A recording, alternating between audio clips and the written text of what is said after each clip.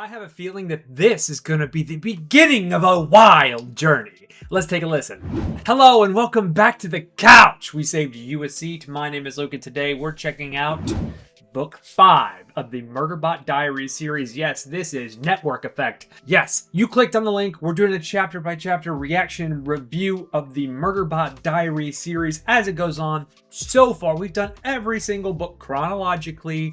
1, 2, 3, 4, 6, now 5, and we're going through it chapter by chapter. If you want to follow along, you can buy the book using the link in the description to Amazon below. It'll support the channel, and also if you want to continue to support the channel, you can join the membership or use that link to buy anything else on Amazon because it helps support the channel.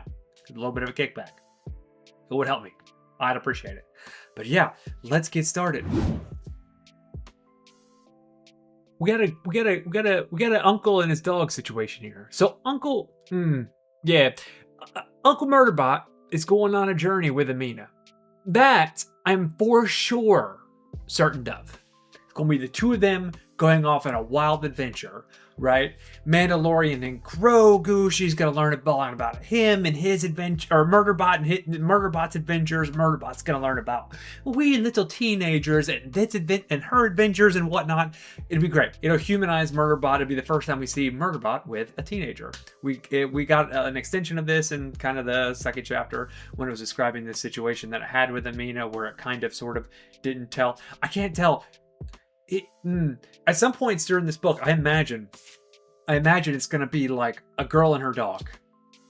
And then at some points it's going to be like a very high profile person and her security. And there's going to be some back and forth of that. There's going to be some very interesting back and forth of that where Murderbot's going to be forced. I keep on saying I'm sorry. Murderbot's going to be forced to do some stuff to blend in or to hang out or whatever that's more pro Amena than Murderbot. So I'm pretty excited about that. That's all well and good. That's good to look forward to. But before we get to that, what a wild scene. What a wild scene. I kept on thinking about Star Trek, because at first, of course, they finished their survey a little early. They're heading back to preservation.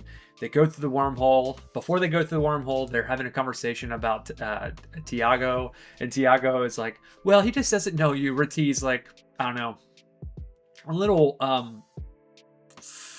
what's the word? Flamboyant? No, I mean, there's no real, like, it's not gay. He's just a little bit like extra, but like in a flamboyant way. I don't know how to describe it, but yeah, little bit flamboyant, little bit of that. And Reti's having this conversation. Well, come on, and then a couple of other people pass by where Murderbot kind of stays in its cabin, which I think is kind of cool that it gets its own little cabin there in the ship. But then the moment they come through the wormhole, they're attacked. A ship is approaching. It's going to attack them. It's gonna be messy. Okay?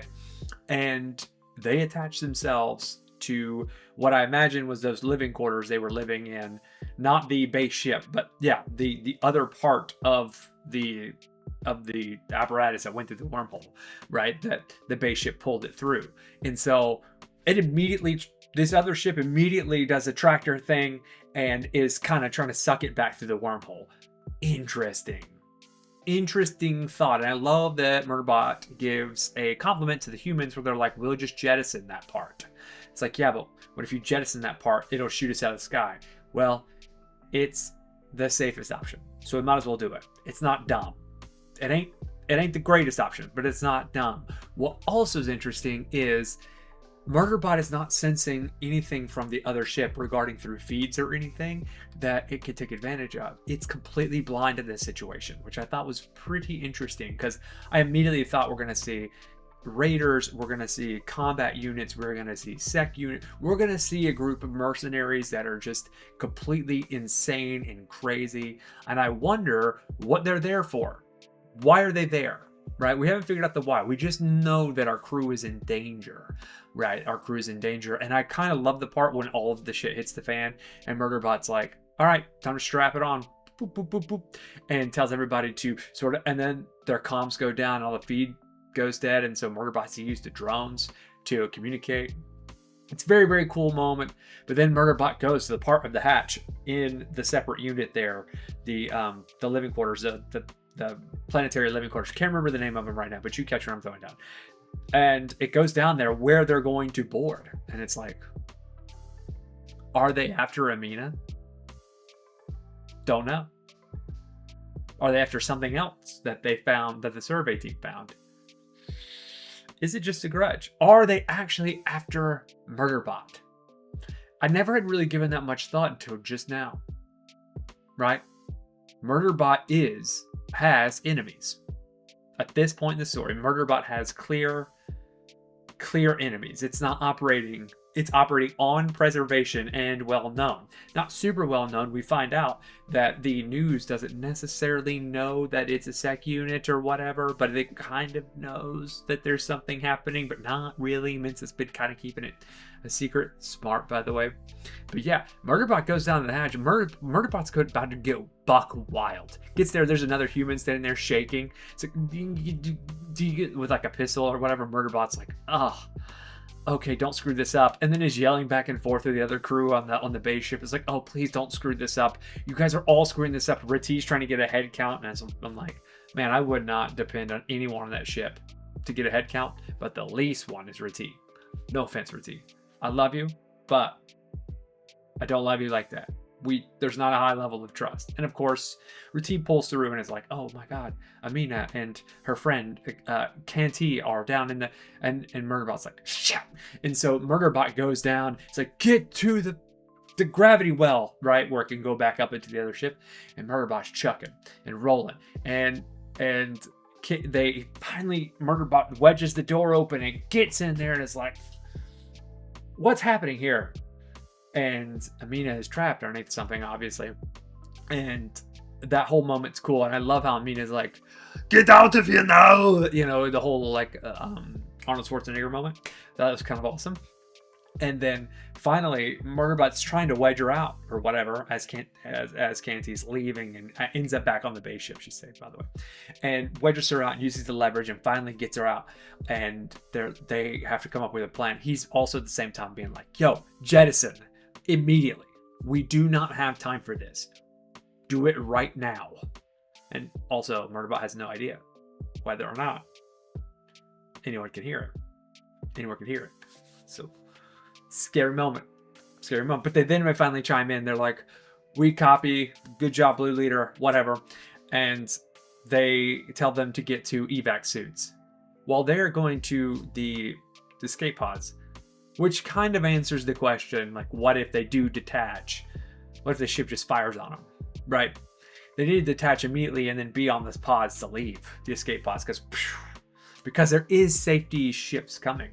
But 84 minutes is a long time to hold off people. And this chapter, it feels like it takes place in all after the break. It feels like it takes place in all of 10 minutes. Yeah. Murderbot holding this group of people, things, bots, units, whatever that's on this ship off for the next 70 minutes sounds insane to me. And so I'm glad we kind of went this way. But then they get into the evac suits, and then that's the end of the chapter. Should have read them back to back. I should have read them back to back. Had I redone this, I would have done chapters 1 and 2 back to back. And then probably 3, 4, 5, or 3 and 4 back to back. I don't know. I've not gotten any further. But yeah, I said something in the comments. This feels different than the other books, the other novellas. It feels different. It feels like it's written different. The storytelling is a little bit more interesting. The action is a little bit more interesting. We can have more delicate action moments. We can take time with them and make them more complex and more difficult for Murderbot to deal with. I mean, Murderbot has fought up another ship with its own brain power, which is kind of cool. And then Murderbot's also done hand-to-hand, beat combat units, beat combat sec units, had beat a couple of soldiers, mercenaries, had done a few other things, outwitted a sex bot, which is kind of awesome, and dealt with art this entire time. So now we don't know who these people are. This is a brand new kind of fighting that Murderbot's going on. But I hope that we get Murderbot and Amena on a wee bit of a journey. Although it could end in 3 chapters and they're back on preservation, just kind of hanging out with Mensah being like, yeah, that was a weird 3 chapters. Am I right? No, I don't think that'll happen. But yeah, pretty good. Pretty good. It was kind of hard for me to put down. Once again, these last 2 chapters pretty good. This one is the best chapter so far, obviously. This whole the whole backtrack to, hey, what happened here and this is what happened there. It's cool. It's whatever. But this is pretty cool. I hope we get a full on just Murderbot and Amena off on a journey, because I'll tell you, my favorite part of the second book was, well, my favorite part of the second book was when when Murderbot goes into the mine, and gets to see its own past and what shaped it. But the other part where it's hanging out with the kids, the younglings, the younger than Amena, I think, in the story, that part is pretty good. It kind of sells that part of the book. Actually, it kind of sells that book, makes it feel like a yeah, say, yeah, noir story. So anywho, I really enjoyed this chapter. It was a lot. It was a lot of back and forth, and humans yelling at other humans, and Murderbot wanting to yell at the humans, and Murderbot not yelling at the humans. But yep, it was a lot, but it was good. It's a solid chapter. We have 17 more to go. Chapter 4 goes, going out in space in an evac suit was not something I did before I hacked my governor module. So, got some conflict there. We got some conflict. I think that's all I've got for you. Once again, if you want to support the channel, buy the book. Or if you want to support the channel and you don't want to buy the book, but you still want to support, just use the link and buy something else. Toilet paper, whatever you normally buy on Amazon, I think is fine with me. And I'll see a little bit of a kickback. And you can also join the membership. You can see in the comments, I definitely have been able to recently put out some things that are maybe a couple of hours early, 12 hours early, the night before, day before. So those who are super deeply invested and are part of the membership can jump into it and see it immediately. So that's been pretty nice, and I kind of appreciate their engagement and mine. Tell me what you think about this chapter so far and where we're going. Tell me if I'm wrong about my predictions. I don't think I am, but obviously I've been wrong. We've seen it. So I think that's it for me. But until next time, later, taters.